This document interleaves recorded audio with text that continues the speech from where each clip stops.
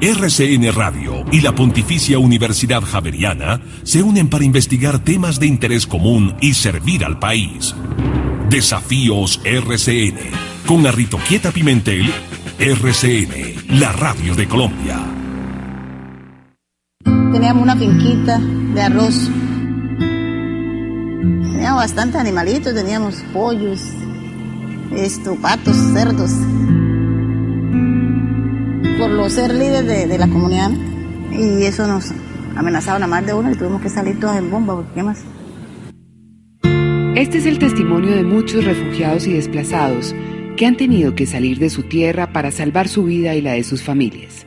La frontera está aquí dentro es la canción del Servicio de Jesuitas a Refugiados, grabado por jóvenes y niños, como un mensaje alentador para aquellos desplazados y refugiados, y advertirles que pueden empezar de nuevo, que son valientes y que la vida no se acaba cuando se tiene que partir a otro lugar.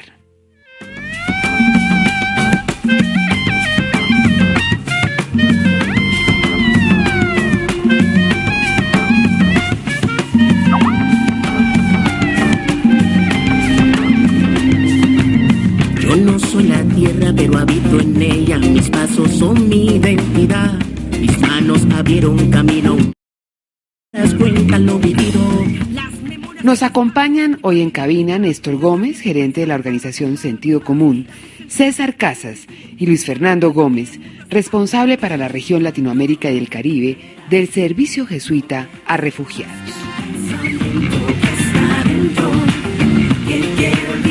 Desafíos RCN. Luis Fernando Gómez es el responsable para la región latinoamericana y del Caribe del Servicio Jesuita a Refugiados. ¿En qué consiste esto, Luis Fernando? Bueno, el Servicio Jesuita a Refugiados es una organización no gubernamental de la Compañía de Jesús en el mundo y nació en los años 80 como respuesta de los jesuitas a la crisis de los refugiados. El padre Pedro Arrupe, en esa época era el general de la Compañía de Jesús, reconociendo sobre todo el drama de refugiados que salían de Vietnam, le propuso a la Compañía de Jesús que ellos debían dar una respuesta oportuna a esas personas que estaban teniendo que salir de su país a buscar refugio, protección, asilo de otro país. Los que se tienen que desplazar forzadamente, o sea, los que se tienen que ir porque les toca irse. Exactamente. Ahí digamos que la diferencia es sutil, pero importante, y es el desplazado interno es aquel que dentro de su país huye de un territorio a otro, pero tiene protección de su propio país, de su nacionalidad. En cambio, el refugiado es aquel que no encuentra protección de su país y tiene que buscarla en un segundo país. De acuerdo a los tratados internacionales, ese país está obligado a ofrecerle esa protección. Entonces, por eso se llama refugiado. Realmente el estatus que consigue es de asilo en ese otro país. Entonces se contaba, los jesuitas empiezan a dar esa respuesta en Asia, luego empiezan a ver también la crisis en África, y en este momento en el mundo hay 9 regiones, más de 55 países donde el servicio jesuita presta algún servicio a los refugiados. Ahora, por ejemplo, el drama más importante al que está respondiendo es en Siria y en la zona de Oriente. Hay un problema grande con los refugiados porque aún en medio de confrontaciones no pueden asegurar, por ejemplo, la educación, porque los sitios donde están recibiendo educación son bombardeados o este estilo de cosas. Y en Latinoamérica, el Servicio Jesuita de Refugiados llega a finales de los 80s en Centroamérica. Y luego llega a Colombia como una respuesta. Aquí en esta mesa hay una persona que participó de ese comienzo a lo que estaba sucediendo en el Magdalena Medio. 2 personas, perdón, que estuvieron en esa respuesta del Servicio Jesuita. Que son Néstor Gómez Gutiérrez y César Casas. Exactamente. ¿Y nos pueden explicar cómo ocurrió eso, César? A finales de los años 90 el tema del desplazamiento forzado en el país se volvió, digamos, una problemática social de la cual el gobierno ni tenía mediciones ni tenía ningún tipo de respuesta. Y lo que hizo la Compañía de Jesús fue empezar a visibilizar de la mano de la iglesia local de Barrancabermeja el problema y empezar a encontrar si había cifras, si no las había, cómo atender, porque uno de los factores predominantes en este tipo de problemáticas es que la mayoría de las personas que meten la mano lo que ayudan es a victimizar más al desplazado. Y la pregunta que se estaba haciendo la Compañía de Jesús es cómo no seguir victimizando a las personas y cómo encontrar una solución. Y desde ahí es donde se estructura todo un programa de intervención que arranca en el Magdalena Medio, que luego se va a la costa pacífica en Buenaventura y se centra también en el centro del Valle del Cauca, tratando de ayudarle a las personas a reconstruir su proyecto de vida. Y es así como arranca la operación del Servicio Jesuita de Refugiados Colombia, con esa mentalidad: cero victimización, y ayudemos a la gente a que reconstruya su vida y se reincorpore a los circuitos económicos, sociales de la localidad donde vivían. Luis Fernando, ¿cómo es la situación de los desplazados actualmente en Colombia? O sea, porque hay cifras, se dice que hay muchos más desplazados hoy en día. Sí, a mí me parece que el informe que sacó Semana hace un poquito tiempo, donde muestran que más o menos son 5,5 millones de víctimas, da un panorama de esa realidad. La persona que ha sufrido desplazamiento generalmente ha sufrido otros hechos victimizantes, una desaparición, el despojo de su tierra.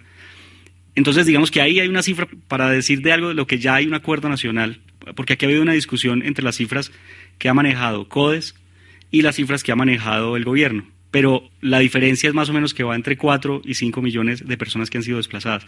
Y yo quisiera señalar, para complementar ese panorama, han sido invisibles hasta ahora las personas que tuvieron que salir del país y que están en las regiones fronterizas, es decir, los que están en las zonas fronterizas con Venezuela, con Panamá y con Ecuador. Nosotros hemos encontrado que más o menos, según las cifras que manejan varias organizaciones, se está hablando de más o menos de 600.000 personas colombianas que se encuentran en una situación de necesidad de protección internacional en la región. Reconocidos, para darte también ideas de lo que está pasando, en Ecuador, el gobierno ecuatoriano hasta la fecha ha reconocido más o menos 58.000 personas con el estatus de refugiado, pero el cálculo es que hay más o menos 160.000 personas que tienen la necesidad de la protección de ese país y que no lo han recibido. En Venezuela, por ejemplo, ACNUR calculó hace un par de años que había 200.000 personas colombianas en esas zonas de Zulia, Táchira y Apure, que necesitarían la protección internacional, y el gobierno venezolano le ha reconocido ese estatus a no más de 15.000 personas. ¿Y amenazados por grupos ilegales? ¿O? Exactamente. Por ejemplo, el caso ecuatoriano. Yo ahora estoy viviendo en esa región fronteriza, trabajando desde allí, y lo que uno encuentra es que las personas primero salen de esos mismos departamentos que son fronterizos con Ecuador, por ejemplo, de Nariño, de Putumayo, algunas personas del Valle del Cauca. La mayoría de personas salen por amenazas contra su vida, contra la seguridad. Ahí hay una discusión interesante y que es bueno pues plantearla acá, aprovechándoles el espacio, y es la Convención de los Refugiados de 1951, que es después de la Segunda Guerra Mundial. Lo que convinieron los países fue que la persona que estuviera amenazada con su vida por ser perteneciente a un grupo político, a un grupo étnico, a un grupo religioso, tenía el derecho a recibir protección de otro. Pero la realidad actual y de Latinoamérica no es esa, digamos, esa no es la razón por la cual sale amenazada. La razón es porque hay un clima de violencia generalizada. Fenómenos como el de las que han llamado bandas criminales, que son el reciclaje de los paramilitares, no son reconocidos como parte del conflicto armado, por ejemplo. Entonces, a la luz de la Convención del 51, no harían parte de esas personas que son amenazadas por una razón política. Pero digamos que el desarrollo de la legislación, eso no se ha quedado quieto. En la región, en 1984, se realizó un documento por parte de los estados que se llama la Declaración de Cartagena, y luego fue ratificado en el 2004 con el Plan de Acción de México. Esos documentos, más que declaraciones de los estados, lo que reconocieron es que las personas huyen por otras razones también. Por ejemplo, por la violencia generalizada o por desastres naturales también. Lo importante allí es que esos estados puedan reconocer que la persona no lo está haciendo por su propio gusto, sino porque fue obligado a hacerlo. Bueno, nos acompaña también Néstor Gómez y quiero preguntarle a Néstor Gómez y a César Casas, ¿cómo se le soluciona la vida o el proyecto de vida a estos desplazados que realmente victimizan? ¿Sí? No se trata de victimizarlos, sino de ayudarlos a volver a empezar. Digamos que volver a empezar, pero volver a empezar sin miedo, sin ese delirio de persecución, porque uno se imagina una persona que tiene que salir de su tierra, de su país, de su lugar, por miedo. ¿Cómo se hace eso? ¿Cómo se reconstruye la vida de ese ser desplazado? Gracias. El primer verbo que define la acción del SJR y el cual compartimos desde sentido común es la palabra acompañar. Y acompañar es un verbo poderoso porque es, en algunos casos, dejar que esa primera reacción de tristeza, de abandono, pues fluya. Hay un momento para llorar, pero inmediatamente es hacer conciencia que esa situación, lo que pase de ahí en adelante, empieza a depender del poder que esa misma persona descubra en sí mismo. Ese fue otro quiebre importante que ha logrado tanto la intervención del SJR como el proyecto que ahorita vamos a comentar, y es poder acompañarle a esa persona a que diga por sí mismo y a que actúe en consecuencia desde su propio poder, diciendo, bueno, yo legalmente soy víctima, pero yo también tengo en mis manos la posibilidad de solucionarlo, y que cambie el enfoque de la manera como observa el mundo, que incluso era anterior al hecho violento. O sea, esas personas, la mayoría, y creo que lo van a compartir aquí ellos, antes de ser expulsados por temas de violencia ya vivían una violencia desde la pobreza, desde la exclusión, muchos de ellos vivían violencias intrafamiliares, y su posición era una posición ante la vida absolutamente victimizante. Entonces, un primer paso, uno de los pasos del acompañamiento del SJR y que hoy en día nosotros compartimos desde sentido común, es ayudarle a la persona a que encuentre, como si fuera ante un espejo, y diga, aquí está el responsable de esos pasos que hay que seguir para solucionar su situación individual, su situación familiar, y llegar a las comunidades a aportar de una manera constructiva. Entonces, es una manera de solucionar. Obviamente hay todo un esquema de atención que es que yo no voy a desconocer, que es súper importante. Hay organizaciones que se dedican al tema de emergencia, al tema de denuncia, al tema de prevención a través de la educación. Pero en el caso de este proyecto concreto del que estamos hablando hoy, uno de los elementos claves es ese acompañamiento en la reconstrucción desde adentro, desde que la persona pueda sanarse y convertirse en una persona propositiva que empieza a aportar a donde llega. César. Digamos, ¿cuál es un común denominador también en el manejo del problema?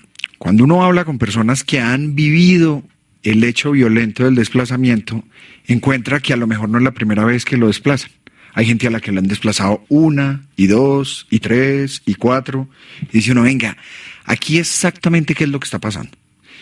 Y lo que nos hemos encontrado es que estas personas, que ya como lo ha dicho Néstor, sufren unas violencias mixtas, que es muy difícil que se pueda separar, digamos, en su pureza. Han encontrado a alguien que les dé la mano, y alguien que, excúsenme la expresión, los ha manoseado y ha dicho, venga, su problema me interesa porque ese problema me sirve para canalizar recursos. Le ayudo a salir temporalmente del problema, pero realmente no logro sacudirlo desde dentro para decirle, mire, la solución también hace parte de usted. Muévase, despierte. Y ese ciclo se vuelve vicioso. Entonces, en vez de tener un ciclo o un ciclo virtuoso en el sentido de sacar lo mejor de la persona, se vuelve en un ciclo vicioso en donde yo sirvo de muletas temporalmente, una y otra y otra y otra y otra vez, y realmente encontramos una cosa muy bella trabajando con comunidades vulnerables, y es que lo importante no es que los convirtamos en unos pobrecitos o que no los manoseemos, sencillamente que respetemos su dignidad de personas. Y me parece que todo este trabajo que hacen muchas instituciones de iglesia, del tercer sector, incluso entidades del gobierno, por redignificar a la persona, es tratar de entender que no se necesita darle muchas cosas, sino instruirlo y capacitarlo para que pueda arrancar y decirle, usted no es bobo, no es feo, no es bruto, vamos para adelante, y acompañarlo. Pero, ¿cómo inculcarle a esa persona que tiene miedo que se enfrente a ese contexto sin él? O sea, yo me imagino que un desplazado es como una persona amenazada, vive con miedo. ¿Cómo hacer que esa persona venza ese miedo? Que diga, hombre, yo puedo salir adelante, no me va a pasar nada, porque yo me imagino que si uno se tiene que ir de su tierra, es porque realmente sí está muy asustado. Arrito, y no solamente es el miedo, yo pienso que son las heridas y las huellas. El dolor. Que deja esa inseguridad. Exacto, entonces, ¿cómo hacer, digamos, cuál es ese trabajo metodológico que hay que hacer con todas esas comunidades que realmente pues tienen ese temor, tienen ese dolor, tienen ese pasado que no los deja pues a veces ni siquiera pensar? Sí, pues mira, que para entenderlo, quienes lo están escuchando y a ti misma, Uno puede pensar en cuando en la vida de uno le han pasado situaciones así dolorosas de desarraigo por otro, pues, no sé, una separación o que se vaya una persona querida, una muerte. Entonces, lo primero es poder observarse a uno mismo sintiendo ese miedo. Y para eso hemos utilizado herramientas como el arte, en donde, por ejemplo, la música es un elemento súper importante para que la persona pueda elaborar su discurso de miedo una y otra vez, hasta que ese miedo se convierte incluso en una posibilidad de solución. Y más allá del miedo a la violencia, un miedo, el que trabajamos mucho, es ese miedo que tenemos todos compartido aquí y allá, en todas las fronteras, que es el miedo a la grandeza. Es decir, un miedo aprendido de todos de no ser grandes, de no venir a desarrollar lo que vinimos a hacer a este planeta. Entonces, ¿cómo? Nosotros hemos encontrado herramientas en el arte, en la música, en las expresiones de danza, en las expresiones artísticas de diferente manera, y en esa opción de parte de nosotros, una opción de escuchar inteligentemente, hacer preguntas provocadoras, preguntas para que la gente misma descubra cuál es la razón que tiene para salir adelante, y no ir a callarlos o apabullarlos con discursos aprendidos que le convienen, como decía César, a uno o a otro, para llenar marchas o para llenar plebiscitos. Luis Fernando, ¿cómo se maneja, digamos, las personas que realmente sí quieren ayudar a las personas desplazadas y que construyan nuevamente su vida, y las personas que los utilizan pues para adquirir unos recursos y decir que están trabajando por los desplazados? Cada persona tiene el poder adentro para vivir su vida, es decir, no es que la organización la manipule, la persona también utiliza la organización y encuentra en cada lugar un tipo de ayuda. Yo creo que verla solo desde el lado de alguien que quiere hacer daño es reducir la relación. Hay una interacción entre personas que han sufrido una situación. Yo quiero señalar algo que justamente lo aprendí hace 15 días o lo descubrí, y me gustaría poner la imagen acá sobre la mesa. Es porque esta reconstrucción de la que estaba hablando Néstor y de la que habla César es un proceso que toma tiempo. Es decir, eso no es de la noche a la mañana. Y yo estaba en Pasto y me fui el fin de semana para La Cocha. Y fuimos a una reserva natural de una señora que se llama Conchita. La señora, la lección fue, venga, vamos a caminar la reserva. Y cuando nos mostraba, nos dijo, mire, este bosque lleva 75 años recuperándose. 75 años, es decir, el tiempo para que una comunidad, una sociedad vuelva a tener esas relaciones armónicas es de un siglo. Una ley que se determina que hoy ya son reparadas las víctimas y se acabó el problema. El problema es un tema de reconstrucción colectiva de esos daños que se han causado. Y pienso que sí es importante señalar que eso es responsabilidad de todos, de quienes ayudan y de quienes son servidos por estas organizaciones, en esa relación. Y también en la relación que tienen con el Estado o con los gobiernos. Por ejemplo, ahí hay un tema interesantísimo que apenas hasta ahora como que se está descubriendo que debe ser tratado de otra manera, y es, en el caso de los colombianos, por ejemplo, que llegan al Ecuador o que llegan a Venezuela, la primera respuesta que se dio era que estas organizaciones llegaban y le daban el servicio a esas personas colombianas, excluyendo a las otras venezolanas o ecuatorianas que vivían en esas comunidades. Evidentemente, gente con las mismas necesidades en esa situación se quejó y dijo, ustedes lo que están generando es un gueto acá, una gente que es especial, que tiene unas condiciones distintas. Ahora el servicio que se presta es un servicio donde se incluye también a esas comunidades de acogida. Yo tengo ahí una imagen que también he aprendido, y es, aquí se habla del proceso de desarraigo, o sea, alguien que es como arrancado de su tierra y puesto en otro lugar. Yo pienso que la imagen es clara en que para que una persona pueda reconstruir su vida necesita también tierra buena, donde volver a echar raíces.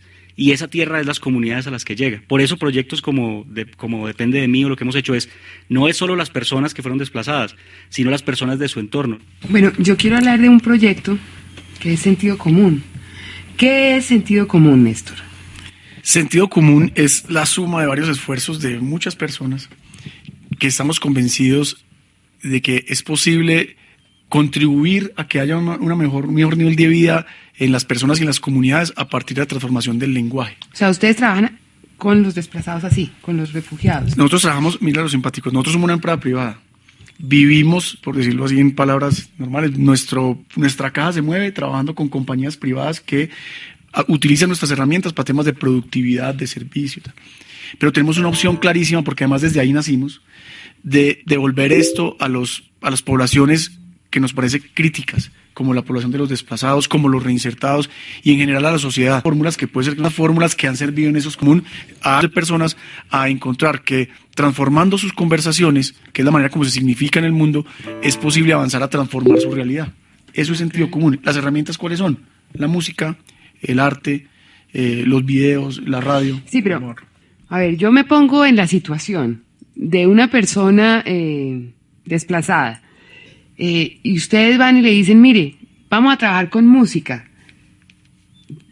Al principio no es como muy duro para esa persona como diciendo, a mí eso no me interesa, sino que me interesa es mi familia y me interesa superar este dolor, me interesa salir adelante.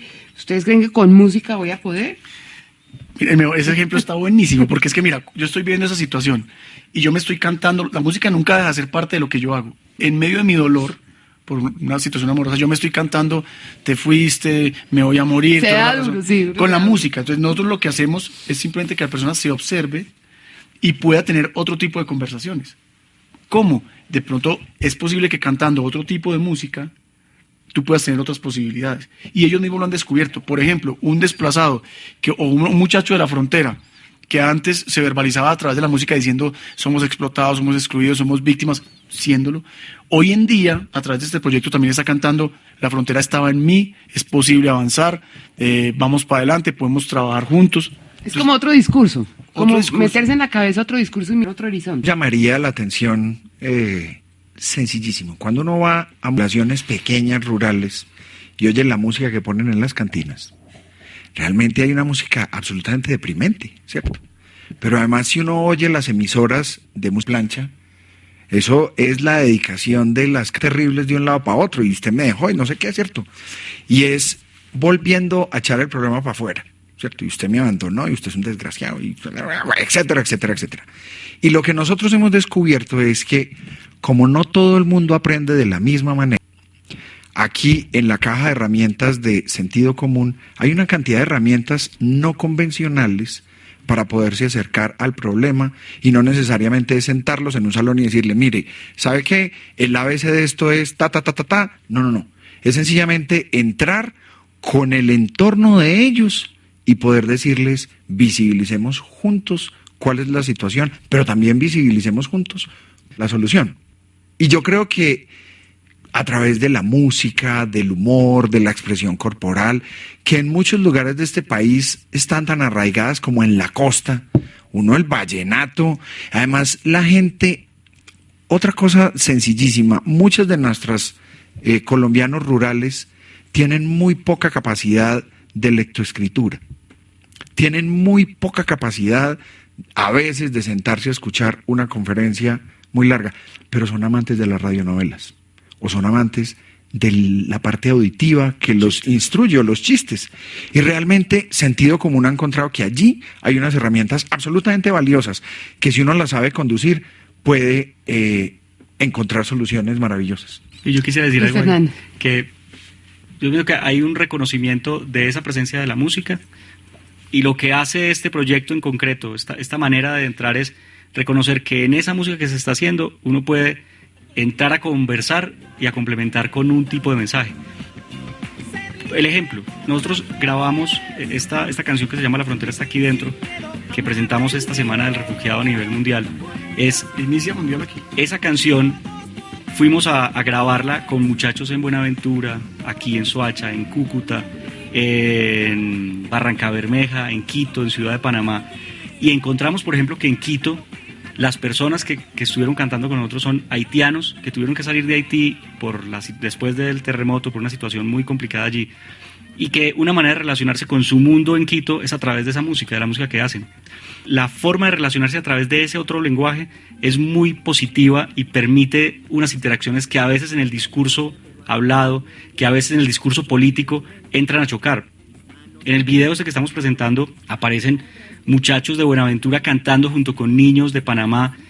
Ahí lo que está representando es que justamente esas fronteras no existen. De hecho, esas personas comparten unas realidades muy parecidas, y la solución también está en las manos de ellos, justamente de ellos, no de las organizaciones que les acompañan. Ahí hay un mensaje colectivo para la humanidad, y es que aún en una situación muy complicada usted puede volver a empezar, y que son héroes. O sea, el que salva su vida y la de su familia es una persona que tomó una decisión y en un acto heroico está aportando a una mejor sociedad.